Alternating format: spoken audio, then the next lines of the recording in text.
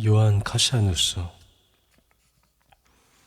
로마인 카시아누스라고 불리기도 하는 요한 카시아누스는 360년경에 로마의 스키티아에서 태어났으며 젊었을 때 베들레헴에 있는 수도원에 들어갔다. 385부터 386년경에 그는 친구 게르마노스와 함께 이집트로 갔고 399년까지 그곳에서 지내면서 에바그리오스의 제자가 되었다. 그의 주 저서인 제도집과 다마집은 425년부터 428년경에 라틴어로 조술되었다. 카시아누스는 자신이 이집트에서 받은 영적 가르침을 서방의 상황에 맞춰 개작하여 요약했다. 그의 저술들은 서방의 수도원 운동 형성에 영향을 미쳤다. 성 니코디모스는 필로칼리아의 카시아누스의 주요 저서 중 일부를 헬라어로 요약하여 수록했다. 8가지 악덕에 관하여는 제도집 5에서 12권에서 취한 것이고 스케테 교부들과 분별에 관하여는 다마집 1에서 2권에서 취한 것이다. 8가지 악덕에 관하여 카스토르 주교를 위해 기록한 글. 나는 이제 당신의 기도 덕분에 힘을 얻어 8가지 악덕, 탐식, 부정, 탐욕, 분, 낙심, 태만, 자만심, 교만에 대해 글을 씁니다. 1번 식욕 제어에 관하여. 거룩한 교부들은 금식을 위한 단 하나의 규칙 또는 음식을 먹는 데 대한 단 하나의 표준을 제공하지 않습니다. 이는 모든 사람의 체력이 같지 않기 때문입니다. 사람마다 나이, 질병 또는 체력 등이 다릅니다. 그러나 교부들은 하나의 목표, 지나치게 먹거나 배부르게 먹는 것을 피하는 것을 주었습니다. 교부들은 극기에 대해서 하나의 기본적인 규칙을 전해주었습니다.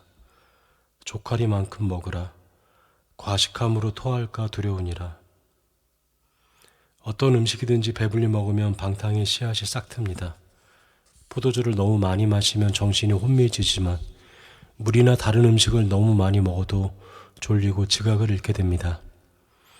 선지자의 말에 의하면 소돔 사람들이 멸망한 것은 포도주나 다른 음식을 너무 많이 먹어서가 아니라 빵을 과식했기 때문입니다. 생명을 유지하려면 음식을 먹어야 합니다. 그러나 욕구의 충동의 노예가 될 정도로 먹어서는 안 됩니다. 적절히 먹으면 몸의 건강을 유지하며 거룩함도 유지할 수 있습니다.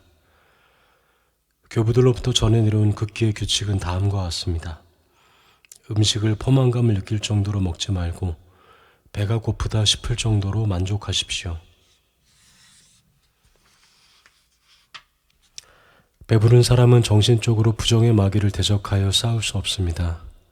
그러므로 우리는 먼저 식욕을 제어하기 위해서 노력하며 금식뿐만 아니라 철야, 노동, 영적 독서, 지옥에 대한 두려움에 마음을 집중하고 천국을 갈망함으로써 몸을 복종시켜야 합니다.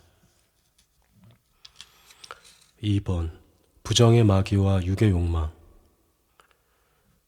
우리의 두 번째 싸움은 부정의 마귀와 육의 욕망, 인간을 젊었을 때부터 괴롭히는 욕망과의 싸움입니다. 육체적인 금식만으로는 완전한 자제와 참된 순교를 이룰 수 없습니다. 통회하는 마음, 하나님께 드리는 열렬한 기도, 빈번한 성경 묵상, 수고와 육체 노동 등이 동반되어야 합니다. 금식의 목적은 몸을 괴롭히기 위한 것뿐만 아니라 지성을 깨어있게 하기 위함입니다. 그러므로 육체적인 금식에만 노력을 기울여서는 안 되며 생각과 영적 묵상에도 관심을 기울여야 합니다. 만일 우리가 사도 바울의 말처럼 법대로 경계하여 부정의 불순한 영을 극복하고 승리자의 관을 얻으려 한다면 우리의 힘과 수덕적인 수행을 의지하지 말고 주 하나님의 도우심을 의지해야 합니다. 우리 자신의 노력과 수고에 의해서가 아니라 하나님의 도우심과 보호하심을 통해서 치유되고 깨끗함의 고지에 도착할 것이라고 믿지 않으면 끊임없이 마귀의 공격을 받을 것입니다. 실제로 육의 쾌락과 도발을 짓밟고 억제한 사람은 어떤 의미에서 몸 밖에 있는 사람입니다. 하나님께서 첫사람 아담에게 주신 명령은 뱀의 머리를 조심하여 감시하라는 것이었습니다. 다시 말해서 뱀이 영혼 안에 몰래 기어들어오기 위해 사용하는 위험한 생각들이 떠오르기 시작할 때 경계하여 지키라는 것입니다. 아침마다 내가 이 땅의 모든 악인을 멸하리니 라는 말씀처럼 우리는 거룩한 지식에 비추어 악한 생각들을 구분하고 주님의 가르침에 따라서 그것들을 즉 우리 마음에서 완전히 제거해야 합니다. 그 길을 얻는 방법에 대한 가르침을 깊이 있게 설명해주는 성경 구절을 생각해 보십시오. 모든 사람과 더불어 화평함과 거룩함을 따르라. 이것이 없이는 아무도 주를 보지 못하리라. 그 다음 구절에 비춰볼 때 이것은 극기에 대한 말입니다. 에사와 같이 망령된 자가 없도록 살피라. 거룩함의 분량이 커질수록 원수의 공격이 심해집니다. 그러므로 우리는 육체를 제어할 뿐만 아니라 자주 회개의 기도를 하면서 마음의 통일을 하려고 노력해야 합니다. 3번, 탐욕에 관하여. 세 번째 싸움은 우리의 본성과 맞지 않는 탐욕의 마귀를 대적하는 싸움입니다. 노염과 욕망 등의 정념은 몸에 의해 약이 되는 듯한데 어떤 의미에서는 태어날 때 우리 안에 심기는 듯합니다. 반면에 탐욕이라는 병은 외부로부터 들어오는 것이기 때문에 부지런히 지키면 비교적 쉽게 근절될 수 있습니다. 그러나 등한히 하면 그것은 다른 정념들보다 더 파괴적이고 제거하기 어려워집니다. 그러므로 바울은 그것을 일만하게 뿌리라고 말합니다. 성내는 능력은 우리의 구원을 위해 우리 안에 심긴 것입니다. 그것은 우리가 동료 인간에게 들짐승처럼 행동하게 하라고 주어진 것이 아니라 악을 대적하여 발휘하게 하라고 우리의 내면에 심겼습니다. 탐욕의 마귀는 수덕의 길의 출발점에 선 영혼이 미지근하고 믿음이 부족한 것을 발견하면 그가 소유하고 있는 것을 보유하려고 그럴듯한 이유를 제시합니다. 이제 소득에 관한 생각에 완전히 몰두하게 된 수도사는 자신을 공격하는 악한 정념들에는 전혀 주의를 기울이지 않습니다. 그는 손해를 입었을 때 불같이 격분하며 바라던 대로 소득을 얻지 못했을 때 낙담하고 침울합니다. 어떤 사람들에게는 위가 신이 되시 그에게는 돈이 신이 됩니다. 그러므로 사도 바울은 탐욕이 일만하게 뿌리라고 말할 뿐만 아니라 우상숭배라고도 말합니다. 이 탐욕이라는 병이 수도사를 나쁜 길로 이끌어 우상숭배자로 만들 수 있는 것은 무엇 때문입니까? 그것은 그가 하나님에 대한 사랑이 아니라 황금에 찍힌 인간들의 형상에 지성을 고정하기 때문입니다. 그는 존경심을 상실했기 때문에 말대꾸를 하며 마치 고집세고 말을 듣지 않는 말처럼 행동합니다. 탐욕스러운 수도사는 개인적인 부를 축적하려는 욕망으로 불타기 때문에 수도원 내에서 또는 규칙 아래서는 결코 평화롭게 살지 못합니다. 성경에서는 이 세 가지 형태의 탐욕의 예를 들어 정죄합니다. 게하시는 소유해 본 적이 없는 재물을 얻으려 했기 때문에 스승이 그에게 물려주려 했던 예언의 은사를 받지 못했습니다. 가룟 유다는 그리스도를 따르면서 버렸던 돈을 다시 취하려 했기 때문에 타락하여 스승을 배반했을 뿐만 아니라 사도들의 무리에서 축출되었고 결국 목을 메어 인생의 종지부를 찍었습니다. 셋째로 아나니아와 사피라는 자기들이 번 돈 중 일부를 숨겼기 때문에 정죄를 받아 죽었습니다. 우리는 사람들을 복음서에서 가르친 완전함에서 등을 돌리게 해서는 안 되며 우리 자신의 연약함과 망설임 때문에 그들을 겁쟁이로 만들어서는 안 됩니다. 탐욕스럽고 교활한 사람들은 주는 것이 받는 것보다 복이 있다는 말씀의 의미를 왜곡합니다. 4번, 노염에 관하여. 네 번째 싸움은 노염의 마귀와의 싸움입니다. 성경에 과격한 말은 노를 격동하느니라고 기록되어 있습니다. 우리는 깨어 지키는 마음으로 의로운 생활을 유지할 수도 없을 것입니다. 사람이 성내는 것이 하나님의 의를 이루지 못함이라. 원인이 무엇이든 간에 노염은 영혼의 눈을 멀게 하며 의의 해를 보지 못하게 합니다. 금으로 된 것이든 납으로 된 것이든 간에 얇은 판으로 두 눈을 가리면 우리의 영적 시각이 방해받습니다. 노임을 바라는 능력을 본성에 합당한 방법으로 사용하면 정욕적인 생각이나 방종한 생각을 대적할 수 있습니다. 시편 기자가 너희는 떨며 범죄하지 말지어다 라고 말하면서 가르치려 한 것은 자신의 정념 및 악한 생각에 대해서 화를 내며 그것들의 제한을 실천에 옮겨 범죄하지 말라는 것입니다. 그 다음에 이어지는 내용이 이 해석을 확인해 줍니다. 자리에 누워 심중에 말하고 잠잠할지어다. 이것은 악한 생각이 마음에 들어올 때 화를 내면서 그것을 몰아낸 후에 마치 당신의 영혼이 고요함의 침대에 누워 쉬고 있는 것처럼 가책과 회개를 향하라는 뜻입니다. 해가 지도록 분을 품지 말고 마귀에게 틈을 주지 말라. 이것은 악한 생각이 동의하여 그리스도를 노하게 함으로써 당신의 마음에서 의로운 해이신 그리스도가 떠나가시고 그로 말미암아 마귀가 당신 안에서 빈틈을 발견하게 하지 말라는 의미입니다. 하나님의 선지자를 통해서 이 해에 대해 내 이름을 경외하는 너희에게는 공의로운 해가 떠올라서 치료하는 광선을 비추리니. 원한 때문에 지성이 어두워지고 영적 지식과 분별의 빛에서 차단되며 성령의 내주하심을 박탈당한다는 것을 알지 못하는 사람들입니다. 이런 이유로 주님은 제단에 제물을 두고 먼저 가서 형제와 화해하라고 말씀하십니다. 왜냐하면 우리 안에 노임과 원한이 쌓여 있는 한 하나님은 우리의 제물을 받지 않으실 것이기 때문입니다. 바울도 같은 교훈을 가르치면서 쉬지 말고 기도하라. 각처에서 남자들이 분노와 다툼이 없이 거룩한 손을 들어 기도하기를 원하노라고 말합니다. 우리는 기도하지 않음으로써 사도 바울의 명령에 불순종하거나 분노와 다툼이 없이 기도함으로써 그의 명령을 이행하려고 노력하는 것 중 하나를 선택해야 합니다. 구약 성경에서도 같은 가르침을 발견할 수 있습니다. 내 형제를 마음으로 미워하지 말며 공의로운 길에 생명이 있나니 그 길에는 사망이 없느니라. 이 구절은 행동으로 화내는 것뿐만 아니라 생각으로 화를 품는 것도 금합니다. 그러므로 우리가 하나님의 법을 따르려면 노염의 마귀와 우리 내면에 숨어있는 질병을 대적하여 힘껏 싸워야 합니다. 자신이 제멋대로 행동하는 것의 원인이 자신의 태만에 있다고 인정하려 하지 않기 때문입니다. 자기의 잘못을 고치는 것과 평화는 사람들이 우리에게 나타내는 인내를 통해서 얻어지는 것이 아니라 우리가 이웃을 향해 나타내는 인내를 통해서 얻어집니다. 우리에게 도전하고 화나게 하는 일이 발생하는 순간 눈에 띄지 않게 감추어져 있던 정념들이 폭발합니다.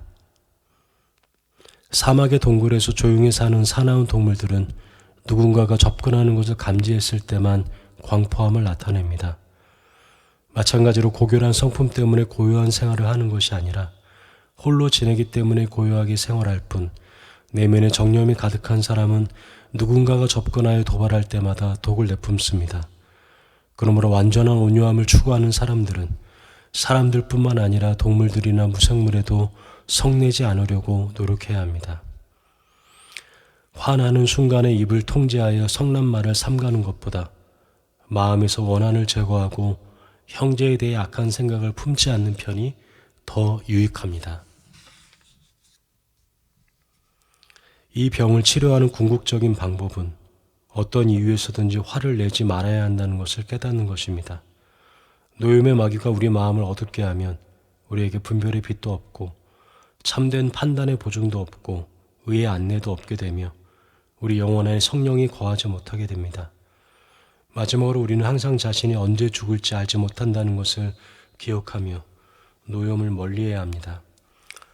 만일 우리가 최후 심판 때 노염과 미움의 종이 되었기 때문에 우리에게 죄가 있다고 판단된다면 우리가 행한 극기나 물질을 부인한 것이나 금식과 철야 등이 소용이 없다는 것을 깨달아야 합니다. 5번, 낙담에 관하여. 다섯째로 낙담의 마귀를 대적해야 합니다. 낙담의 마귀는 영혼의 영적 관상 능력을 흐리게 하고 선한 일을 하지 못하게 합니다. 그는 온갖 종류의 일에 대한 미움, 심지어 수도 서원 자체에 대한 미움을 주입합니다. 우리가 다른 사람에 의해 해를 입는 것은 우리 내면에 있는 정념들 때문입니다. 그러므로 만물을 창조하시고 인간의 영혼을 고쳐주시는 하나님, 영혼의 상처를 정확하게 아시는 하나님은 사람들과의 교제를 버리라고 말씀하지 않으십니다. 거룩한 사람들과 사귀면서 수덕 생활을 함으로써 얻어진다고 가르치십니다. 그러므로 우리의 싸움은 내면에 숨어있는 정념들을 대상으로 하는 것입니다. 하나님의 은혜와 도움으로 이것들이 우리 마음에서 근절되면 사람들뿐만 아니라 들짐승과도 함께 살 수 있을 것입니다. 이러한 성품을 소유한 사람은 성령의 열매, 사랑, 희락, 화평, 오래 참음, 자비, 양선, 충성, 온유, 절제를 누리는 사람입니다. 그러나 우리가 다른 악담을 통해서 악한 영의 열매, 게으름, 조급함, 노염, 미움, 싸우기를 좋아함, 절망, 기도를 게을리함 등을 알게 됩니다. 그러므로 우리는 부정, 탐욕, 노염 등의 정념을 피하듯이 두 번째 형태의 낙담도 피해야 합니다. 그것은 기도, 하나님 안에 소망을 둠, 성경 묵상, 경건한 사람들과 함께 생활함 등에 의해서 치료될 수 있습니다. 6번, 나태. 여섯 번째로 나태의 마귀를 대적해야 합니다. 이 마귀는 낙담의 마귀와 협력하여 일합니다. 나태의 영향을 받은 사람의 정신에는 헛된 분심만 가득합니다. 바울은 형제들아 우리 주 예수 그리스도의 이름으로 너희를 명하노니 게으르게 행하고 우리에게서 받은 전통대로 행하지 아니하는 모든 형제에게서 떠나라. 어떻게 우리를 본받아야 할지를 너희가 스스로 아나니 우리가 너희 가운데서 무질서하게 행하지 아니하며 누구에게서든지 음식을 값없이 먹지 않고 오직 수고하고 애써 주야로 일함은 너희 아무에게도 폐를 끼치지 아니하려 함이니 우리에게 권리가 없는 것이 아니요 오직 스스로 너희에게 보여 우리를 본받게 하려 함이니라. 우리가 너희와 함께 있을 때도 너희에게 명하기를 누구든지 일하기 싫어하거든 먹지도 말게 하라 하였더니 우리가 들은즉 너희 가운데 게으르게 행하여 도무지 일하지 아니하고 일을 만들기만 하는 자들이 있다 하니 이런 자들에게 우리가 명하고 주 예수 그리스도 안에서 권하기를 조용히 일하여 자기 양식을 먹으라 하노라. 복음의 선구자인 바울은 아무에게도 폐를 끼치지 아니하려고 밤낮으로 일했습니다. 7번, 자만심에 관하여. 7번째로 대적해야 할 마귀는 자만심입니다. 그것은 교묘하면서도 여러 가지 형태를 취하기 때문에 그것의 유혹을 받고 있어도 쉽게 감지할 수 없는 정념입니다. 다른 정념들의 도발은 쉽게 알 수 있으며 그러므로 어느 정도 쉽게 대적할 수 있습니다. 그러나 자만심은 여러 가지 형태를 가지고 있으면서 우리가 말하는 방법, 말과 침묵, 일, 철야와 금식, 기도와 독서, 고요와 인내 등 모든 행동 안에 나타나기 때문에 대적하기가 쉽지 않습니다. 마음속에서 생겨나는 자기 자랑의 생각을 거부하며 자신을 하나님 앞에서 아무것도 아니라고 간주해야 합니다. 8번, 교만에 관하여. 우리가 대적해야 할 8번째 마귀는 교만입니다. 그것은 지금까지 다루온 마귀들보다 더 사납고 악한 마귀입니다. 그 마귀는 먼저 완전한 사람들을 공격하며 거룩함의 산에 거의 도착한 사람들을 파괴하려 합니다. 우리는 어느 정도 거룩함을 획득한 후에는 내가 나 된 것은 내가 한 것이 아니요 오직 나와 함께 하신 하나님의 은혜로라 라는 말을 되풀이하여 상기하며 나를 떠나서는 너희가 아무것도 할 수 없음이라고 하신 주님의 말씀을 기억해야 합니다. 또 여호와께서 집을 세우지 아니하시면 세우는 자의 수고가 헛되며 라는 말씀도 기억해야 합니다. 덕행에 대한 상으로 받은 것은 아니지만 천국에 들어간 강도는 구원이 하나님의 자비와 은혜로 말미암아 우리의 것이 된다는 것을 보여주는 참 증인입니다. 거룩한 교부들 모두가 이 사실을 알고 있었으며 완전한 거룩함은 겸손을 통해서만 얻을 수 있다고 가르칩니다. 겸손은 믿음, 하나님에 대한 경외심, 온유, 그리고 모든 소유를 버림을 통해서만 얻게 됩니다. 우리는 세세토록 영광을 받으실 우리 주 예수 그리스도의 은혜와 긍휼하심으로 말미암아 이것들에 의해서 완전한 사랑을 획득합니다. 아멘.